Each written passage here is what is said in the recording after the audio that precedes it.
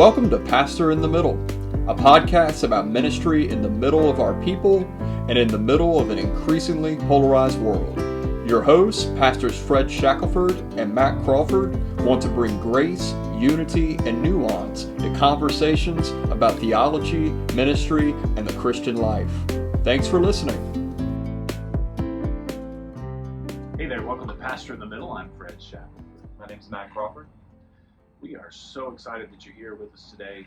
So right now, at least in sort of Southern Baptist life, we are getting into what is often traditionally like missionary season, and especially focused on international missions. Many of our churches have and still do promote the Lottie Moon Christmas offering for international missions. We know that not all of our listeners are Southern Baptists, but it just seems like, at least in my upbringing, this holiday season sort of that we're moving into is associated with that. And so we are super excited to have a real live missionary here with us by the name of David Bledsoe. We were just talking before we started recording just about all the many connections that David and I have had, and Matt and Dave, that we've had just over a lot of years, and relational connections, stuff like that. So it's really cool to have you with us. Well, thank you. It is a blessing to be with you guys. Yeah. Well, so it might be good to kind of explain some of those connections that we talked about. Sure. David is a missionary with the International Mission Board. That's our mission agency in the Southern Baptist Convention. 145 years-ish. 1845, when the Southern Baptist Convention was formed, immediately they established That was like the first thing. the Foreign Mission Board and Home Mission Board. Right. By the way, that's how long the agency's been in existence, not how long he served with them. That is correct. Yeah, True. But, but David serves in Brazil. We'll talk more about what he does there. But it's kind of funny because our church, Pastor Gerson Garros, has been a guest on our podcast before. He's Brazilian.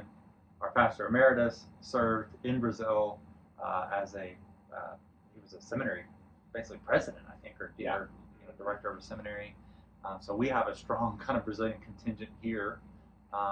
And David actually came to visit Trinity very soon after or before I came, and then soon after I came. Yeah.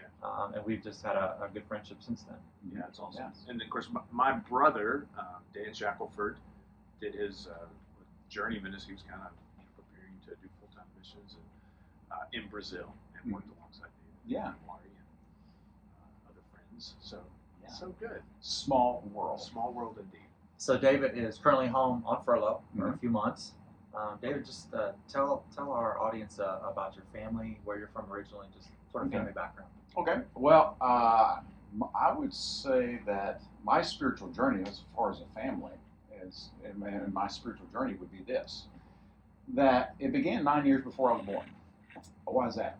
My parents moved from Southwest Virginia, coal mining country, down here. They lived in Fraser, rented a house around all the different factories. Yeah. And it was there that a Southern Baptist pastor befriended my father, shared the gospel with him. That's my awesome. parents embraced the gospel. And so I always begin by this. I thank the Lord for the chain-smoking Southern Baptist pastor who won me to the Lord, who won my parents to the Lord, because I'm here today with you because of him. And they moved to the Millington area, and they're just outside of Shelby Forest.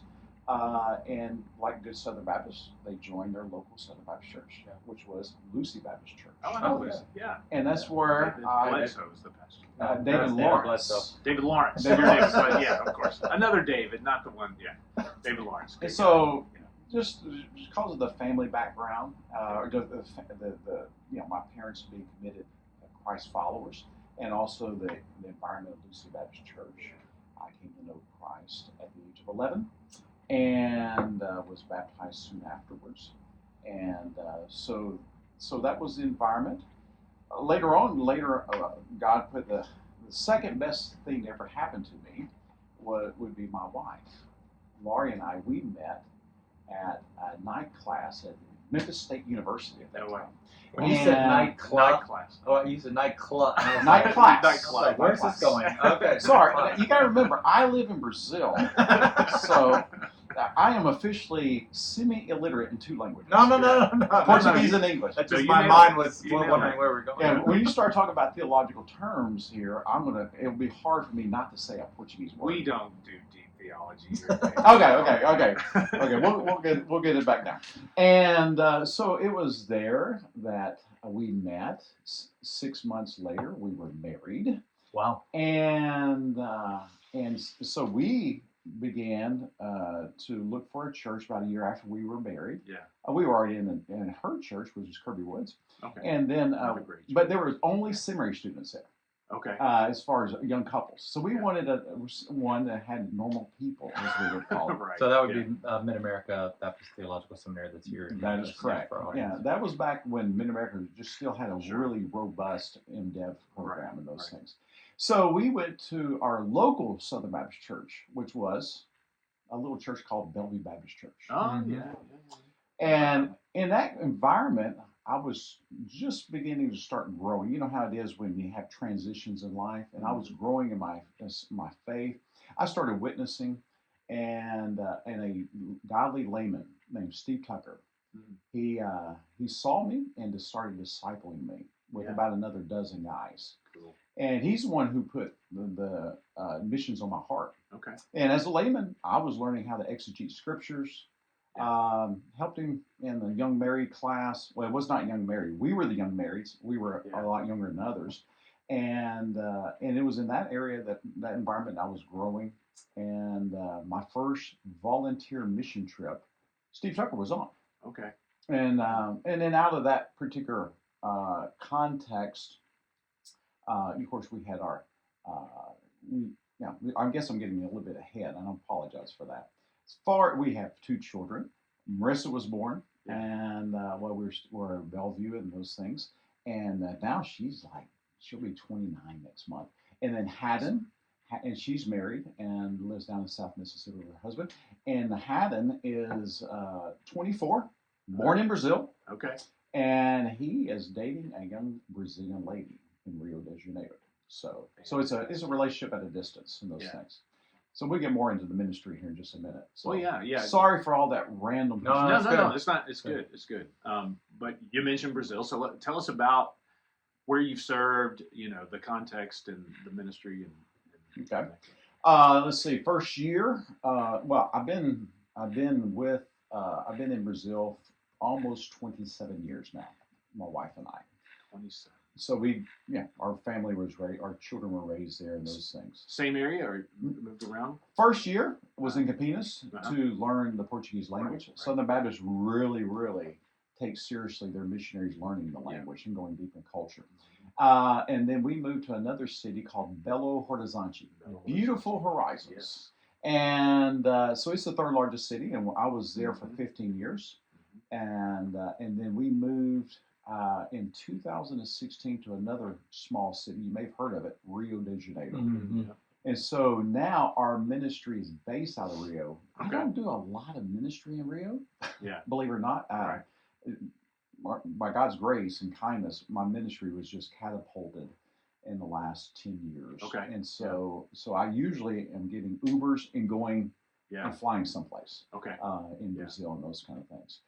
As far as the role, I'm in on the training team in formal theological education endeavors. So, and then some. So what does that mean? Well, Yeah. I usually teach about 5 or 6 courses in Okay. seminaries. I'm not in one seminary. I usually do multiple. It's not sustainable, Yeah. but it's just the way it is. We don't have that many guys who do that. And also I intermediate relationships between our SBC partners and our SBC institutions down there. I coordinated on the Brazil side for about 8 years a master's program Okay. in Portuguese. Yeah. And as a guy who's a missionary and studied missiology, it was just a dream come true. Yeah.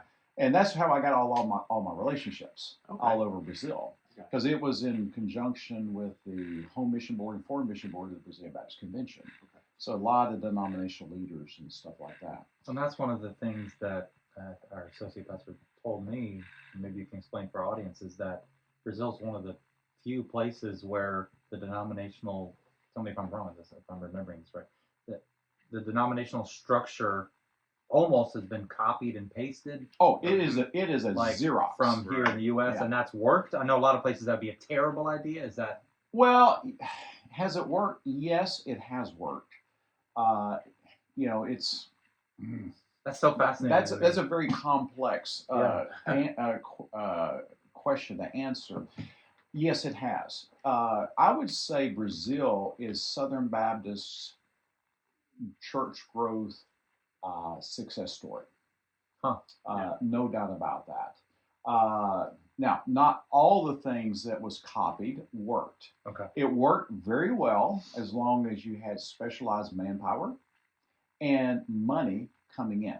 Okay. Sure. Nevertheless, what they have today as institutions and a lot of their churches that were built in those things, they have today because of that heavy investment. Sure. So it's a we call it espada de dois gumes, two-edged sword. I guess Oh, you'd yeah. say. Sure. So Yeah. my follow-up question to that is, why do you think that has? What is it about Brazilian culture or history or whatever it is that allowed that to work relatively well? Whereas if you went to certain other countries in Africa or Asia or somewhere, it would, that relative lack of contextualization would be a train wreck. Southern Baptists did that all over the world. Yeah. And Nigeria. Yeah. So why did it work in Uganda. Brazil? And, you know what I mean? Not other places. Yeah, it did work. Boy, that's a good question. You are talking about the Americas. Sure. Nevertheless, you don't see that kind of success story in other Even American contexts. Yeah. Central America, South. Right. Reason, if you start looking at church growth, I don't know, for some people that's a 4-letter word, and but even those 2 words. Sure. But you look at these things, and first of all, God's kindness. Number 2, Southern Baptist missionaries entered at the right time. Yeah. You cannot, evangelicalism in Brazil is bigger than the Brazilian Baptist Convention, but they were foundational in the evangelization of Brazil. Huh. No doubt about it. And when you look at other countries like, all the Spanish-speaking countries, because Brazil is the only Portuguese-speaking country in the Americas. Right. In other countries that are in the Americas, in South America, we got states the size of their countries. Right. Sure. So you have that infrastructure. I can go from one state to another where I'd have to do a country. Right. And so that actually kind of facilitated that growth in a way that usually people don't acknowledge that. Shared language, shared infrastructure, government, and those things like that. Yeah. That really helped it a lot. Do they have like a equivalent of a state convention or a local association as well? As far as the Like convention, yes, it is a Xerox copy. Okay. That's Or for a guy your age, it would be copy and paste. No, I'm with you. Well, I think you mentioned your current ministry assignment. Oh, what you're I was doing. talking about the roles there. Yeah, it's all good. So what talk about the International Mission Board, Mhm. right? And because again, we have a variety of context here. People may not understand exactly what the IMB, the SBC is, And what makes it unique among other missions agencies too. Yeah. Mm-hmm. Yeah. Let me go back and just mention the roles if I can real quick, because there's a couple of things. We think by God's grace also, we got Southwestern now has a master's program totally in Portuguese, totally online. Yeah. And so I kind of help the Southwestern with that. And so we just want to see our Southern Baptist entities expand their global footprint for the sake of the gospel, not just for Brazilian Baptists and those things. Also, I lead a lot of conferences on healthy church, Baptist confessionality, and those kind of things. And so just do a lot of those things. We help with a publisher down there also. Okay. And just lots of things that's why I say theological education endeavors. Now that's my role. As we look at IMB, IMB, as you mentioned, or International Mission Board would be the longer version of it, is the international missions arm of the Southern Baptist Convention. And so, what happens very quickly is that Southern Baptist churches, they pull their energies and resources together and to send out their missionaries. Right. So, like your church, you can have missionaries sent out, but it's very, very challenging for a church to support financially and provide all the infrastructure needed for that missionary. Back in 2000, I remember mega churches here were starting to send out their own missionaries and finance them. Mm-hmm. Well, very rarely will you find a missionary overseas that's being financed by one local church. Right. Even the largest mega church Right. does not do that. Right. So it collaborates with the local churches for that. Yes. And there's just many ways in which all that happens. Mm-hmm. And so, to be a missionary, you got to be out of a Southern Baptist church, sent out of a Southern Baptist church. And then, we're supported by the Cooperative Program and also the Light of Moon Christmas Offering for International Missions. Yes. What most Southern Baptist pastors probably do not realize is that 2/3 of all that is needed to fund 3,600 missionaries on the field happens because of the Light of Moon Christmas Offering for International Missions. Designated offerings. Yeah. Designated offerings. That's exactly. Yeah, you know the terminology. Yeah, that's there. right. No, that's good. And now it meets all of our family needs, Yeah. not all of our ministry needs. We can Right. talk about that later. Right. By the way, what is Laurie involved in Brazil? Yeah, she's also on the training team since her husband is. So now she is a language coach, language and culture coach. So when new missionaries come in, she will walk with them to ensure that they are getting that language and language proficiency and those things like that. So they're all over Brazil, and clearly we're part of a local church, and our church's name is the Igreja Batista Jardim Botânico. Okay, you can say that real quick. Jardim Botânico. And so literally what is Jardim?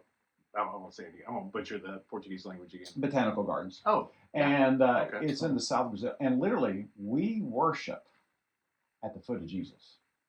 The big Christ statue. Yeah. When I walk out of our little house that's converted to a church building, I see the big Jesus. Right, I see the big Jesus. Yeah. Wow. You know that's an idol, don't you? Well, Is Sorry. that how they treat their relationship to it is idolatry? No.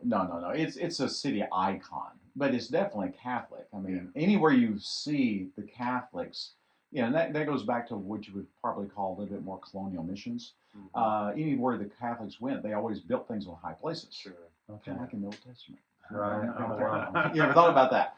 And He went I went there, and I don't mind. And so they'll put some kind of saint, or they'll put a chapel, or they'll put a monastery on these mountains and stuff like that. Okay. Where I lived in Minas Gerais, the state of Minas, it was all over. Anywhere you had you go into a city, you'll have the big Jesus, or you'll have a chapel, and it'll be always the highest place. Huh. Well, I used to be a jogger. I would always jog up it. And, Okay. That's good. Yeah. Well, that's probably a good segue to our next question. Talk about the cultural, political, spiritual environment. Mm-hmm. I was going to say in the place you serve, but it sounds like you're in Rio, but you're going lots of other places. So maybe about the nation as a whole. Sure. Yeah, I think we could do that. Politically, oh my goodness, it's crazy and concerning.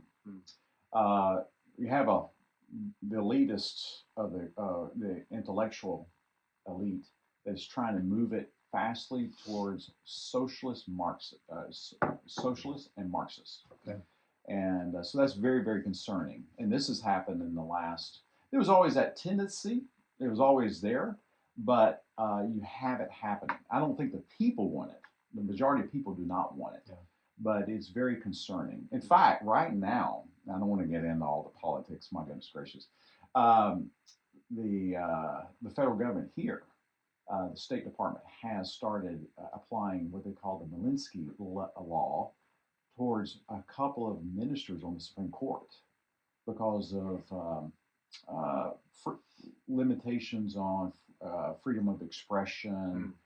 The former president is now in house arrest. It's crazy. And he was a Trump ally, or at least Trump ally. traveler. Yeah, but what they're trying to do is they're trying to keep him from running for office next time because I think he would win. Okay. And I really think he would win. And it, like I said, it's kind of crazy to figure out where all that is.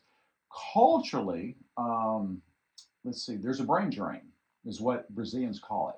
So when you have instability, what happens? Everybody starts leaving. Yeah. And that's a very Portuguese trait. Brazil does not speak Spanish, it speaks Portuguese. It was a Portuguese colony. Mm-hmm. And so you have anybody who has any wherewithal or any kind of ability to get out, they do for the sake of their family. And so they have something called a brain drain phenomenon going on because of that. Another thing would be violence. Brazil is 2/3 the size of the United States. Nevertheless, we have 4 times more homicides. Wow. And Rio de Janeiro is a beautiful place where we live. It's gorgeous. I mean, absolutely gorgeous. Nevertheless, it's kind of like a petri dish of what's all wrong with Brazil. And anything is it's just so intense, so intense. It's so sad to see. 1/4 of all cell phones stolen in the world are stolen in Brazil. Really? So, so that's what the deer. I say this not to criticize, but to kind of. It should actually just compassion should swell up in our hearts for people who have to live in that kind of deal. Spiritually, there is a resurgence of Roman Catholicism transpiring because evangelicalism has grown very, very quickly in the last 50 years, and that's as far as evangelicalism, it's very thin and very confused. Okay. Now remember, I'm in theological education. It's hard for me to see anything positive. I'll do that when I take a drink. But literally, we're in a soteriological crisis. In evangelicalism in Brazil. And what is that? Soteriology, doctrine of salvation. Sure. And so you have people, Brazilians, they wear their religion on their sleeves. Right. I mean, they're very expressive with it. And yet at the same time, when I talk to an evangelical, like I would do here, I would go ahead and ask him other questions and find out what is his basis for salvation. In Brazil, 7 out of 10 Brazilians will never mention the name of Christ for their basis of salvation. Now, you help me. Is that a small problem or a big problem? I'd say that's pretty big. Yeah, I mean, how can you be a Christian without Christ? Right. But they're fervent in their faith. Wow. And one of the major problems. So how would they, give me an example, how would they describe that, their salvation experience apart from they would mentioning Jesus? revert straight to their church. Okay. And sometimes they will tell a certain experience of how God intervened in their life. Okay. But they will also mention maybe like the 10 Commandments, and they'll start telling stories. And they're sincere. Sure. But like my dear mentor, Wade Aikens, said, you can be sincere and sincerely wrong. Yeah. I don't think that was original for him, but that's where I got it from. Yeah. And one of the major factors that is confusing the evangelical pale these days would be what we would call neo-Pentecostalism, which is a plague all over the global South. Especially, I say all over. I have not authority on all over. I can say in all Lusophone contexts. That would be Portuguese speaking. It would be in the Americas. It would be also in Africa. It's taken Africa by storm, and those kind of things. Usually, we think of neo-Pentecostalism. We always criticize prosperity theology. There's something to be said about that. But this would be kind of like Joel Osteen on steroids. But it really, really resonates with people in a fear power axis culture and that kind of stuff. Now I'm using some terms here. I'm sorry. Oh, that's so I was going to push back, not in terms of disagreement, but just asking for clarification of terms. So for our audience, what I think we're pretty united on not being a fan of Joel Osteen's preaching or approach to sharing the gospel. But can you explain why? Well, that would be it's known as prosperity light, and it really resonates with people in a secular culture. what is it? Your best life now. Right. Yeah, kind of deal. Well, in our context, it would not just necessarily be your best life now. It would be mainly this: how can I receive a blessing and avoid a curse? Yeah. Mm-hmm. And that's what Neo-Pentecostalism really tries to respond to, and it's really folk, and and everybody would want that. Yeah, I want to be blessed by the Lord, and I do not want to be cursed by evil. And Genesis 12, like, oh, see, God says this to Abraham, right? Right. You're going to be a blessing. I'm going to bless you. Those who bless you will be blessed. Those who curse Right. you. All. And so they see that, but sort of divorced from the context of the gospel. Oh yeah, Christ's atonement. hermeneutically is. But it's also divorced from 2 Corinthians 12 and so many Yes. passages about suffering and sanctification. Yes. Yeah, in my context, the prosperity theology is there.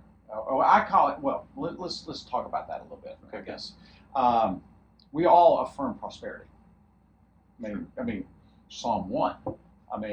We need to acknowledge that. Yeah. But we're talking about an exaggerated form of prosperity theology. That's what we need. And a materialistic focus of it. Yeah. This world. Yeah, this world. This world only. Not just only money, but this world. This world. And then, that's very, very key. But when you start talking about Neo-Pentecostalism, it's a specialized spiritual warfare. Okay. People, it'd be like the big man, the shaman, but he's evangelical. Yeah. And so you can't talk about those two. Those two is a symbiotic relationship. You can't almost divorce one without the other. Huh. And so prosperity theology is a challenge, but there's something bigger and deeper, and that's the worldview part of it. Wow. See that. So, that being sort of some of the negative, the challenges. Mm-hmm. Well, what are some of the positive things you see God doing in Brazil right now? Well, even if you are a theologian, yes, there's got to be something. Force me to do this. Well, I see young Christians. Open to study theology and ecclesiology. Yeah, which is good. And what we always say, and this is my context of theological education, we got to get them before the age of 30. When they start having gray hair or no hair, right, it's not going to happen. Yeah. They're not going to change. That was all too personal. Wow, And that was. well, I mean, remember, we're in it. We got to keep everything between the ditches. That's right. And we got to recover some things. Yeah. Also, there's one thing happening, and it's most interesting, and there is a movement of reformist churches. Okay. And that probably goes a little bit with the young people being open. So we're seeing churches, some churches, not all, that's the problem, but we're seeing this parallel movement of churches affirming sola scriptura. Yeah. And we're right here before the Reformation Day. Yeah. And also expository preaching, albeit Baptist churches or independent churches. Right. So that's going to be the hope. Yeah. Because what I'm seeing in many churches, we're going like in the Brazilian Baptist Convention. Sadly, we're seeing are going towards open membership and egalitarian, and that's just not going to end well when it comes to making sure we affirm membership is tied to discipleship. Yeah. And also biblically qualified leaders for the churches and those things. So and then there's just a great openness of our Brazilian Baptists and evangelicals to receive help from the outside. Okay.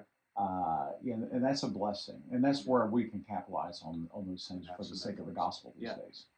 It's interesting that you see the positivity in the younger generations there, because I think we see similar things happening here.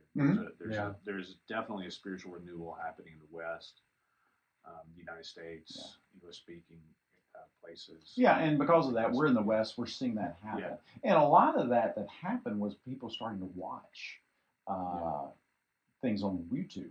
Right. John Piper, Paul Washer, right, and these things. In fact, I'm writing a book right now with this gentleman on Neo-Pentecostalism. We're trying to give a pastoral response, and he came out of a Neo-Pentecostal church. Yeah. And so, I mean, that happened 20 years ago, but he started watching these things and starting translating and putting them on YouTube for people. Cool. So that's just kind of how these things began. Cool. Mhm. Well, shifting gears a little bit, how long are you here? And you're on furlough. And what are you doing? How do you spend your time? Well, yeah, I get up at 11 o'clock, eat breakfast. No. Well, first of all, let's Except when you're invited to speak on a podcast. No. Well, first of all, it's anything but furlough. In fact, in IMB Life, we do not call it furlough anymore. Okay, We call it that's stateside the stateside assignment. Yeah, that's right. I knew that. So, ministry. Well, Sorry, I put the wrong word in your mouth. You when I did. wrote that question. So let's talk about stateside assignment. Beforehand, it is a blessing for us to reconnect with family members and friends. Sure. And that's a blessing. Laurie and I both, we have elderly parents. And my mother's 93, so we're giving attention to them. And then that's the family part. And there's always things a missionary needs to deal with when he gets back, and another thing. So we're doing that. Ministry wise, well, I'm in theological education. I will literally teach tonight. Okay. In Brazil. Yeah. And so you have that. So I got a couple of courses running, and I got a couple of book projects going on. This pesky internet thing that keeps keeps you working. And then we want to galvanize some of our partnerships for our return. Yeah. In fact, I was just in a conference at Southeastern Baptist Theological Seminary and stuff like that. So we're doing those things, preaching in churches on the weekends, and also trying to visit what we would call our connecting churches, and that's something new in IMB Life that began before our friendship. But Trinity Baptist is one of our connecting churches. All right. So those are things that we do. So literally, we go back needing a vacation. Yeah. Oh yeah, I can see that. And it's just so intense and that kind of thing. But it's a different kind of rhythm. For sure. So if I need to carve out 4 hours to do something, I can do it. Yeah. And so that's a blessing. Yeah. Yeah. Well, our audience primarily are pastors for obvious reasons, but one of the things that I think as we envision this episode, we're trying to think about how pastors can lead their churches in being faithful partners to folks like you, and participating in completing the Great Commission. And so can you help our pastoral audience think through how in their preaching roles, but also in their leading roles, they can help fulfill the Great Commission? Well, that's a great question. And it's a question that I have rejoiced to receive since I've been back. I've been back here 3 months. And I've had pastors say, how can I cultivate missions in my church? Yeah. And that's a good way to put it. And I thought, well, I got to think about this. Yeah. I do it. But now but it's a different thing to do what you guys are doing as pastors. Yeah. And of course, I'm in churches. I'm always leading. I'm always giving consultation things, but it's a different rhythm. Right. Well, first of all, if a pastor's not into missions, their people are not going to be into missions. That's just the way it is. Yeah. So it begins with the pastor, and I would think it would begin with the worship services. Yeah. Church is not only its worship services, but it's not anything less than its worship services. Sure. And so that's going to set the tone. If he's emphasized, if the Great Commission is being emphasized and those kind of things there, he would want to keep before his people also the great apostolic themes that we see in Scripture. Probably we never connect theology to missions, but we got to do that. Oh yeah. So he wants to keep. Why would that be important? Well, the brevity of life, the imminent return of Jesus, the resurrection of the dead, the exclusive. How do you say that word? Exclusivity of the gospel. I can do it in Portuguese. Yeah. If you lose those, you lose the missionary mandate. Yeah. There's just no reason to do it. Right. Again, it goes back to your best life now, or an abstract view of heaven. Yeah. And so keeping those great apostolic themes before the people are very, very important in that realm. But also, he needs to guide the church in the way it should go in missions.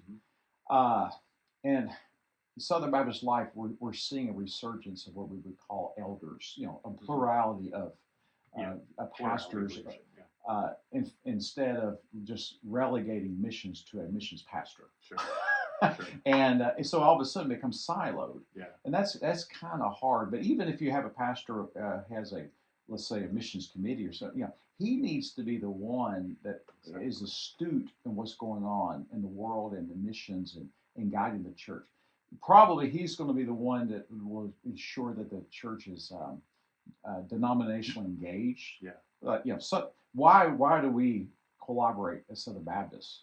Well, we do it for missions and theological education. That's mainly our main things on the national level. And so, if he's not astute of what's going on there, it's just going to be hard for the people to understand that. And also, he's going to disseminate that in appropriate ways. And also, I think he really needs to, if he has a missions committee, if that church has that kind of deal, he needs to invest in those missions committee members. Mm-hmm. I have found on this side, missions committee members are very sincere, but a lot of them just don't know what to do. Sure. And so he needs to be discipling, guiding, mentoring them in that realm. Yeah.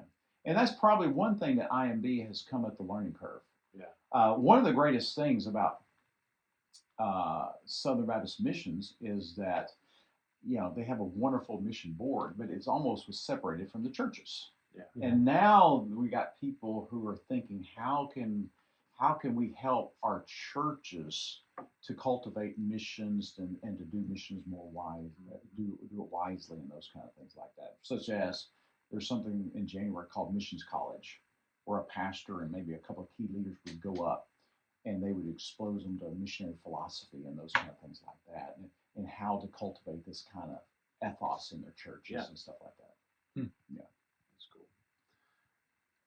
How, along those same lines, how can pastors? Because again, I think what you just said speaks into this. But are there any other specific ways that a pastor could lead his church to raise up missionaries? To be ascending church. Yeah. Okay. How do you build that culture? Oh my. Yeah. That's a big one. Well, we need to start first and foremost with prayer and the pragmatic support. That's what Jesus said, right? Of missions. Yes. Pray to the Lord of the harvest to raise up, right? Yeah. Yes. I mean, and pray for those. Pray for new workers, but also there needs to be the support of those workers. Mm-hmm. What I have found coming back is sometimes, especially in Southern Baptist churches, that's my aquarium, if you will. Missions is very abstract to the members. It's just very, very abstract. So you got to put faces with names. Include testimonies, videos, moments in worship services for that. Give you an example here. I think it's Grace Baptist Church here in downtown. Mm-hmm. Well, I was on a panel with missionaries, or with missionaries, and it was a pillar meeting of pastors. Yeah. So we had about 6 different pastors, missionaries involved in that, in a forum and a discussion. And one of them was Nathan Sawyer. Okay. Well, Nathan he heads up a mission agency or organization, and he's one of the pastors there. He said, I grew up praying for David. Yeah. Because he's younger than I am. Lucy Baptist, the pastor was Exactly. always putting him before us, and he grew up in that context, and now he's, he prayed for me, and now he's leading a mission mission organization. So those kind of things, just having that ethos going on. Pray for the nations. Pastor leading the church, pray for the nations and pray for situations in the world. Right. Most Christians do not, in the United States, do not understand that, for example, Christians are being systematically exterminated in Nigeria. As before I die, Nigeria is going to be 2 different countries. It's going to be like the Sudan. Really? Yeah, and so we keeping people astute of what's going on in the world is most important in that realm. Also, I would say for a pastor, I mean, if we don't get the next generation, we won't have missionaries. Right. So the next generation has got to be the next generation has got to be Christian first. They got to be believers. And one thing I learned, I just wrote a missionary biography on a pioneer Baptist missionary.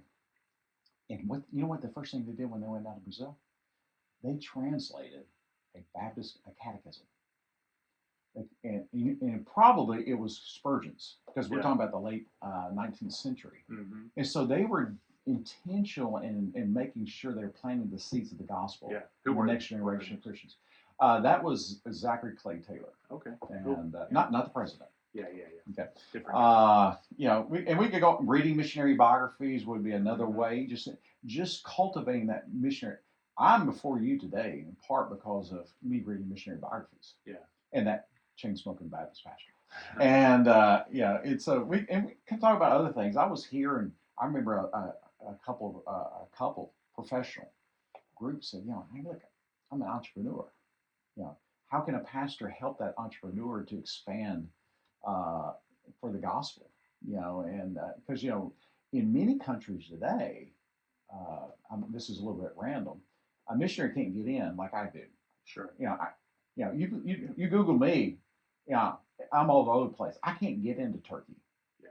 But we got to have platforms for the missionaries to get in and those kind of things. And these godly entrepreneurs Mhm. in our churches that have that kind of heart can help us, and Indeed. pastors can kind of encourage them to do those kind of things for the sake of the gospel. I could go on, but the last one I would say for a leading role, I believe the pastor is going to be very strategic in walking with a missionary candidate. Mm-hmm. I remember when I first got here, went out to lunch with a pastor, and he said, "I got this woman in my church, young lady. She wants to go and minister to Muslim peoples." And he said, "I just don't know what to do to help her." I said, "Oh, pastor, you have everything. Yeah. Your role is key in helping her find a place. Yeah. She's a member of your church. She's part of your flock.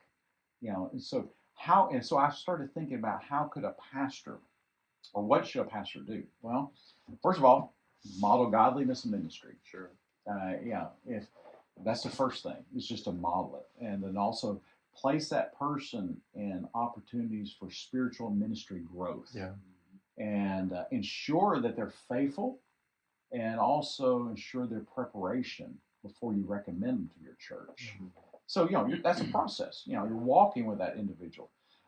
If a person's single, deal with their singleness. Yeah. That's pragmatic, but you got to deal with it. Sure. Just got to deal with that kind of stuff. Explain what you mean by deal with it. Like, make sure they're content. They're content in that. Yeah. Yeah, and we got to remember this. It's a little side deal. The cultural mandate existed before the Great Commission. Be fruitful and multiply. Right. Yeah. And so we got to realize that, hey, look, these are very natural desires. Sure. You go on another context that's not your own, that could get really, really difficult and complex very quickly. And those kind of things. The person just got to realize that. Guidance about seminary and what courses that they would need. Yeah. That's very, very key. And also guidance about a missionary agency. Yeah.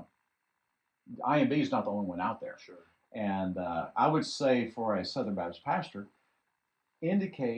recommend the home team first. Mm-hmm. But not everybody would fit. Right. And it really depends on the role and how their dynamics and those kind of things like that. So you need to be aware of other options outside of the SBC context. Yeah. That's the case. Yeah. It depends on the timing too. My own sister, who's a medical missionary in Malawi, when she came out of med school and all her residency was ready to go, we weren't hiring. We, being IMB, weren't hiring medical missionaries at the time. At the time. However, now. Well, no, Dr. Chitwood told me, I was at an event with him. He was like, "Get her to come back." I was like, "Well, that'd be great." But that's she's pretty dug in where she's at, and it's going well. But yeah, I would have loved for that to happen. Sure. And that would be a great platform to get into a country and stuff like that. Yeah. No doubt about that. Along those same lines, what about giving? How could a pastor encourage his church? Not just to participate, but to give. I mean, that is participation.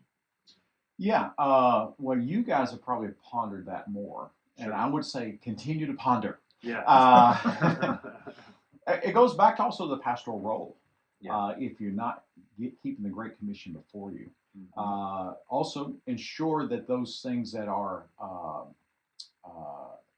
the outlets, the ones, the things that the church is investing in are worthy and worthwhile, and those kind of things like that. In those realms, there will be, there might be those cooperative kind of efforts, but they're going to be very specific ones. Yeah. And the pastor just needs to ensure of those and how it connects to winning people to the Lord, discipleship, church, investing in churches. People want to be a part of something that's bigger than they are, but also they want to do it through their church or make sure their church is approving of those things. Yeah, I think we found that giving not to institutions but to causes is really, really more effective. I think it reminds me of one. Yes, but those causes exist because of an institution. Exactly. Okay, here we go. I'll hit something very sacred. Shoe boxes. Yeah. Okay. Everywhere I go, there's a shoebox. Oh, yeah. There's a shoebox campaign. Yeah. Am I against shoeboxes? No, I'm not against shoeboxes. Sure. That's very limited, but there's a great big institution behind that shoebox. 100%. Yeah. And so we just need to ensure. Also, just exposing the members to appropriate missions outlets usually will cause them to I agree. To invest in missions. I agree. Kind of things. I agree. What I do when I go in right now we're talking about the London Christmas offering.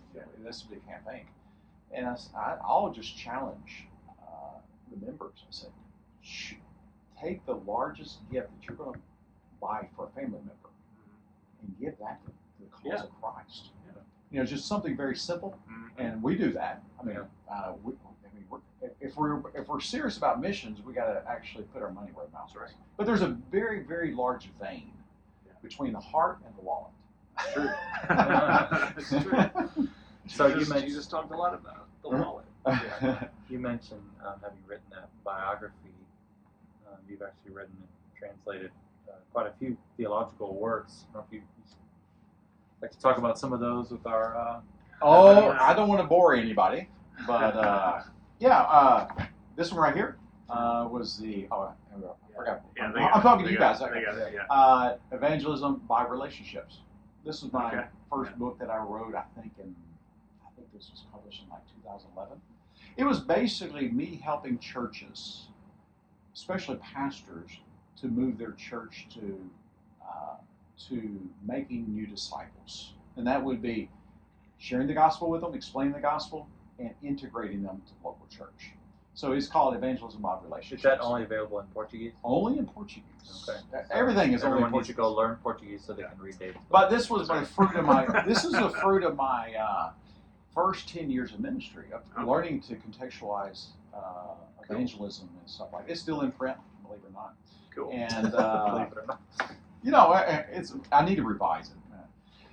This one is a cooperative pack and missions. This was a fruit of a course I did at Southeastern down in Brazil, but we took it very seriously. The missions leadership wanted me to take it very seriously down there. And basically what it is to help a young pastor to understand, hey, look, there are secondary means. That's a term that William Carey uses, or used. God uses secondary means to expand his kingdom. It's the power of the gospel, but the Lord uses these things. Yeah, exactly. And why is it that a young pastor ought to really seriously consider keeping his church in the denomination if that denomination has not apostatized and has useful secondary means to take the gospel farther and wider and those things. So that's what that one basically is. Cool. This one here, I hope this one lives longer than its author. It's called Regenerate Church, a biblical, historical, and contemporary theology. This was published in 2022. Okay. Basically, it's the first Baptist ecclesiological textbook in the Portuguese language in the last 27 years. Cool. That one needs to be translated to English. Well, there's so many books, so little time. And so basically, I just realized I had a lot of holes Mhm. my own spiritual my own spiritual formation about the church. Yeah.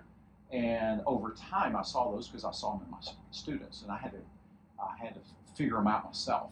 Okay. For church planters, and this is my first years, and I just realized we got to have a ecclesiology textbook for my context. Yeah. And so I do cite a lot of Brazilian authors, but also a lot of North American authors, and even some of the past, who are not even Baptist. Okay. We can learn from other brothers. Yeah, absolutely. So that one right there is a biggie. Thank the Lord for that one. Oh, So, endorsement from Hammett, the man himself. Yes.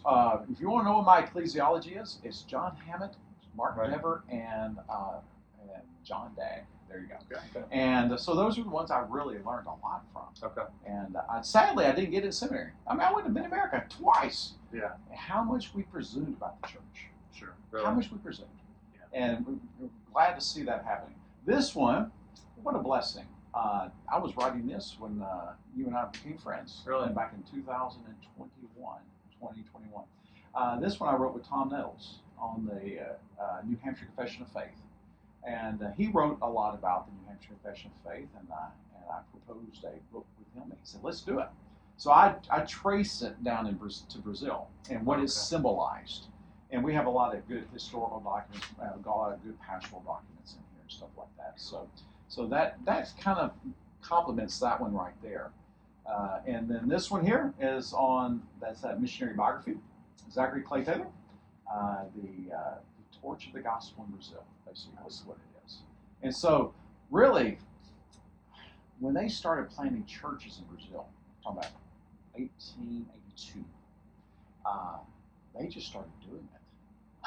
Yeah. And they did it in a way that I'm afraid today we wouldn't do it that way. Sure. We don't have those kind of handles, ecclesiological handles. Okay. And so that's what the New Hampshire Confession of Faith symbolized a little bit. So it was very abbreviated, those kind of things. And so this guy was very foundational in evangelization in Brazil, but also he was a multitasking missionary. Started a publishing house. Just as things that he did was just phenomenal. Just so many different things. He really it was used of the Lord to put the first two generations of Brazilian Baptist converts in their doctrinal and ecclesiological trajectories. Okay. Wow. So That's cool. So it's Impact. pretty phenomenal. So I'm a better Christian for studying him. So clearly you see a big connection between theology and missions. Oh, absolutely. Yeah, absolutely. Missions, and let's just say the study of missions is intrinsically a theological endeavor. Yeah. I mean, you can't separate it. Right. When it's separated, it gets funky. Mhm. And you can see funky missions, if you will, when it gets separated. You just can't do it. And so it definitely is. And my training has been in missiology, and so it's very hybrid. So you bring in theology, you bring in, of course, biblical studies, you bring in history, you bring in cultural anthropology. Yeah. So as a missionary, I'm a master at none, but but I know a little bit about everything. Yeah. I love I it. should say. I love it. So what's going on in the IMB? Oh my goodness! Changes? Anything? Positive. These are for our Baptist brothers. Okay, we're getting back into the Yeah. Southern Baptist Aquarium. Let's do it. Yeah. All right. Well, I would say in IMB, you got 3,600 missionaries all over the world. So basically, if you take your globe, put your finger on it, you're probably pretty near a missionary. Sure. Unless we can't get in there. But if we're not getting in there, we're still having, that We're around people there. group, Yeah. where people group would be around in there. Mhm. So a couple things. First of all would be one thing that I'm really excited about is what that book right there that I gave you, Brother Matt, Foundations. That is our missionary philosophy, and which was very welcome. A course correction for IMB, and that I believe is going to stay around for a long, long time. Cool. So basically, it explains to pastors and the people what their IMB is, Sure. and what a missionary candidate would need to affirm, Yeah. and and how do we do missions. Okay. So really, what it does is nothing. There's nothing new under the sun.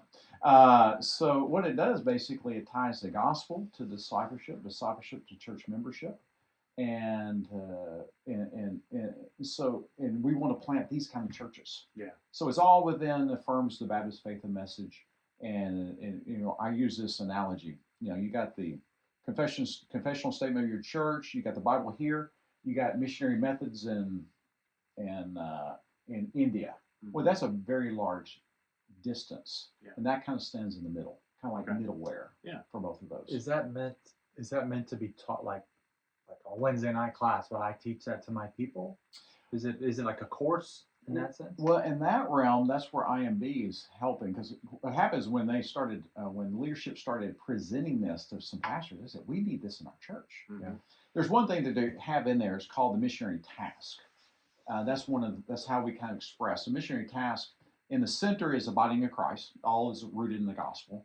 But then you have these different dimensions of the missionary task. What are they? Well, first is entry. Well, entry would be being present, being engaged in your area or context, Mm-hmm. knowing it. Evangelism, discipleship, a healthy church formation, whether it be planting churches, revitalizing churches, edifying existing churches, formation of biblical leaders, then exit to partnership. So all of those, to some degree, your church is all, Right. That's what the Great Commission is. Yeah. You do it locally, but you want to see it happen far away. Yeah. So you might see it going far away by sending or collaborating, but you want to see that locally in your church. So now they're articulating this. In fact, that missions foundations, there's a workbook for pastors called the Companion Guide. Okay. Kind of breaks it down to help, because that's thick and it's dense, but it's very, very good. But how do you break it down? And that would help you break it down. There's also got some videos, video courses that a pastor can do on Wednesday night or some with his church's members. So that's one of the cool things. Another thing would be connecting churches. One of our greatest things is our cooperative efforts. One of our weakest things is our cooperative efforts. Yeah. Of making missions. So now, like Laurie and I, we try to relate to about 25 different local Southern Baptist churches. Yeah. So when I'm here, I'm trying to get in their churches, or I'll do some different things. Right. This is a little selfish. When we became friends and they started rolling this out, I said, I want Trinity Baptist to be mine. Because I like this guy. And I just saw what was happening here. And thank the Lord for what's happening here. And, just God's been so kind here. And then another thing would be realizing the missionary pipeline. That's a new thing. What's the missionary pipeline? Well, the idea is to help churches cultivate missions and because you can't have missionaries without healthy churches and missions and missionary DNA. So and so IMB's really leadership, we're really thinking through how we're going to help our churches to establish this pipeline. And realize that's going to be a process for a lot of people. Not everybody should be missionaries, right? But I believe should be a whole lot more. Or at least not overseas missionaries. More than there are right now. Yeah. But we're not all to be overseas or international missionaries. We're all to live on missions. Yes, we all to be testifying. We're all to be engaged in it, but not everybody should be a missionary. Right. Yeah, that little term, that phrase, everybody's a missionary. Yes, but that's hard. That's complex to say. Yeah. Depends on how you mean that word. Right. That is correct. That word does not mean what you think it means. Oh, it's a great thing for a poster. The reason I say that, I'll say that to my people, but the reason is because I don't want them to think I wrote the check to IMB. Now my mission. Now we're done. I can wash my hands of my. And that goes back to what you were saying that, about the partnership and the nature of cooperative missions and that kind of thing and why the move toward engaging churches is a positive move, because in the SBC context, and all of our listeners may not understand, when we give cooperatively, there are many churches that don't haven't in the past ever seen firsthand a missionary necessarily, right? Right. And That goes a long ways. Yeah, and so it does. It's tremendous. So while I'm here, I will be in churches. Yeah. And I don't go in necessarily to raise money. I go in to raise awareness. Yeah, to connect. And but right now it's Lighty Moon, so It yes, is. I am doing it to some degree. Yeah. But I want to be used of the Lord to help pastors like you guys to cultivate that missionary DNA. Yeah. And in that climate. So hey, I'm all for it. Yeah. So like one of the strongest things we've done, and I know Matt, you've done this too, is we have missionary housing. So when missionaries come off the field for stateside assignment, not furlough, Matt, they're on our campus, they're connecting with our people, and again, there's that face to face. oh, absolutely. That's a tremendous blessing for both sides. Mm-hmm. The It situations. is. It really is. Yeah. So, David, what are the greatest challenges that you see in missions today, broadly? Oh, okay, broadly. I'm saying not just IMB, just Yeah, let's do missions in North America or to the world. Missions is, as Lausanne says, Lausanne movement. Missions is from everywhere to everywhere. But Sure. let's think about our specifically context. to this context. Yeah. Okay. I would say the spiritual and ministry formation of missionary candidates. Mm-hmm. Okay. That's bigger than we realize, and we're seeing that. That's where the missionary pipelines come in to help our churches, IMB, to help our churches with this. They're not ready. They might be ready. They might be saying that I want to go, Right. but they're not ready. Okay. And there's certain things in we're not that old, but there's certain things that you got in your church life that they're not getting anymore. Yeah, that's true. And it's even more challenging when your people are not getting together to meet. And those kind of, when can you actually have somebody, a young guy, to preach? Mm-hmm. And learn how to preach. I have Sunday morning service. Yeah. So these are some challenges we're seeing. Mm-hmm. Also, I think thin seminary programs. Now, Mm-hmm. I don't think every missionary has got to have a PhD. Yeah. But if they get a degree, they need to get it Master's degree. and they get a master's degree or something. They're really getting thin. Okay. And they probably will not get ecclesiology. Well, how can you be a missionary and help plant a church churches, right. and cross culturally, making it even more difficult if you don't even know if you don't know what a church is? Right. Yeah. So those are some challenges. Also making sure you got missions in your background a little bit as far as in your training. Student debt is one of the big deals. Wow. That's inhibiting some to going out. Yeah. Also, I believe another challenge would be volunteer missions substituting career missions. Mm-hmm. How many times do I go in and say, somebody will say to me, I have been on 25 trips in the last 20 years. I'm thinking, did you supposed to be a missionary and go? And it's perpetual, what I call perpetual volunteer missions. Yeah. And sometimes that might be occupying a lot of the oxygen in the local churches, in detriment to the career missionary being sent out. We need to think about that. Another one would be the lack of men. We got a wonderful single missionary in Rio. Her name is Amber, with IMB, and she will go to a singles missions conference. Mm-hmm. And at that one, she said there were 9 women to 1 man, one man. Wow. So now this has always been a perpetual problem. I think this goes back to us being the children of Adam. Mm-hmm. Men just don't man up. Yeah. And Lighty Moon was talking about this in the 1800s. Mm-hmm. Where are the men? And those kind of why things. we don't have the Larry Moon Christmas offering. Yeah. That's great. I like that. Or the Crawford toy. That's right. That story for broken engagement. Yes, and so we're seeing this happening, and it's been around, but it seems to be more acute. Yeah. In that realm. Not to appreciate the role of women in the international mission, but we do need men. Yeah, we do need men, and many of those godly women who want to go, who are going, they want to be married too. Sure. Yeah. So I get in the room. Yeah. I'm pretty bold, and I'm from another context, so I'll get in the room and I don't care. I'm leaving. I'm trying to get people together. You're going to do missions. You're going to do missions. Y'all get married. You're 28. As Adrian Rogers used to say, if you don't have natural desires for sex, either you're no man or Superman. And so we got to realize these kind of things. And I've heard a lot of Adrian Rogers quotes. I have not heard that one. Yeah, and now we have.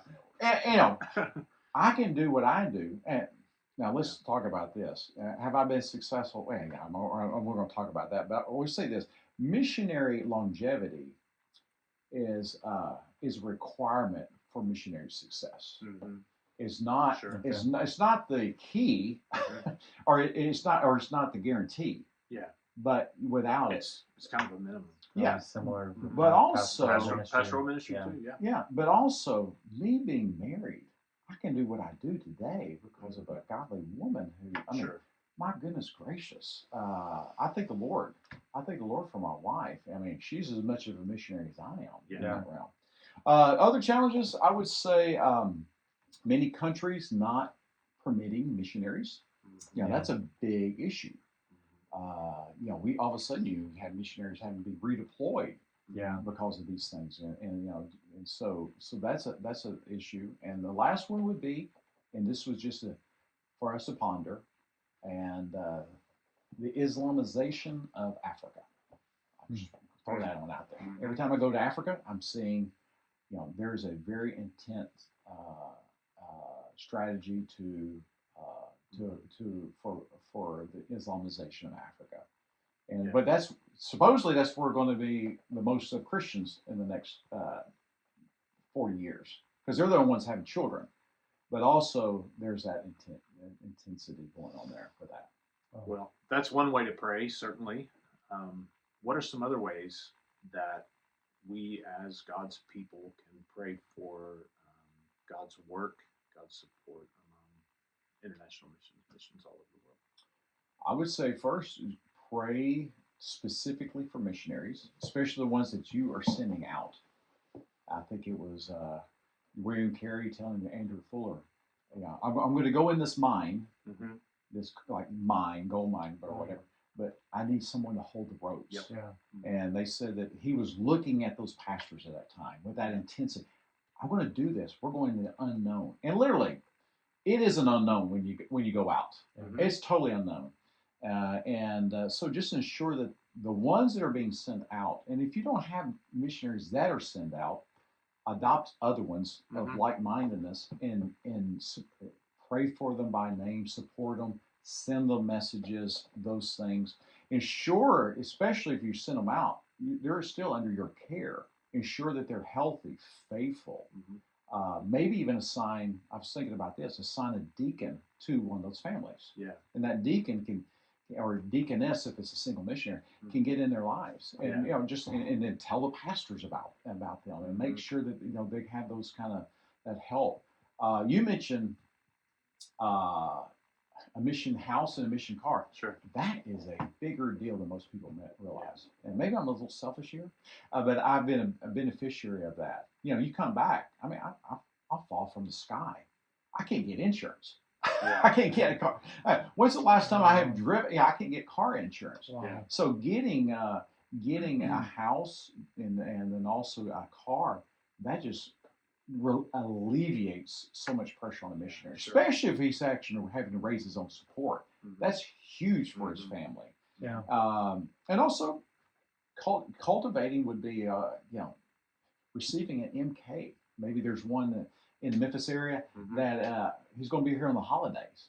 Well, make sure a godly member, has a gift of hospitality. Will have them over, and for those long breaks, or just adopting those missionary kids and those kind of things like that. That's been a tremendous blessing.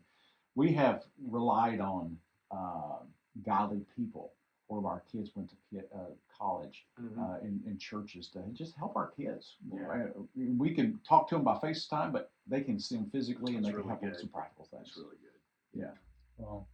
Well, I think it'd be great if we close our episode actually trying to pray for David and for some of the requests that you just mentioned. But we want to say thank you so much for coming on.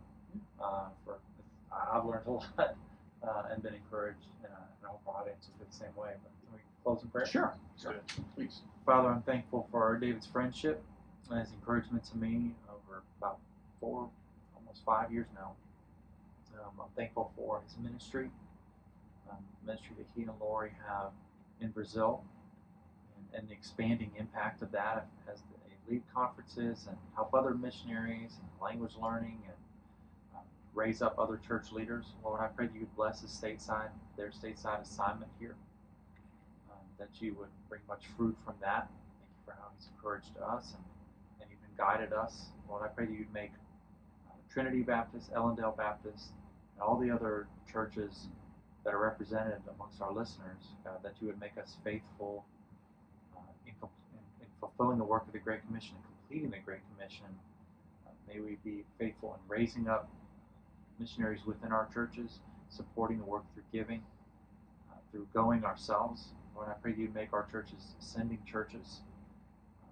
Lord, raise up many more laborers for your harvest here in Memphis, our state of Tennessee, our nation, Brazil, all around the world. God, we pray for revival. We pray for Africa, as David mentioned, the Islamization of it. Lord, I just pray God, that people would believe in the truth, that there would be revival there, that you send laborers into those harvests.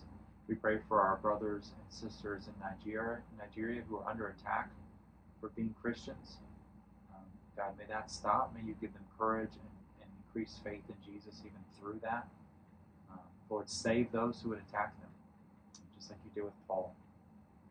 God, I thank you so much for our time together. I pray that it would be fruitful and that you bless David and Laurie and their kids and their ministry. In Jesus' name, amen.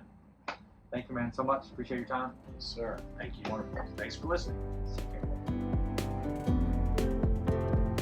Thanks for listening to Pastor in the Middle.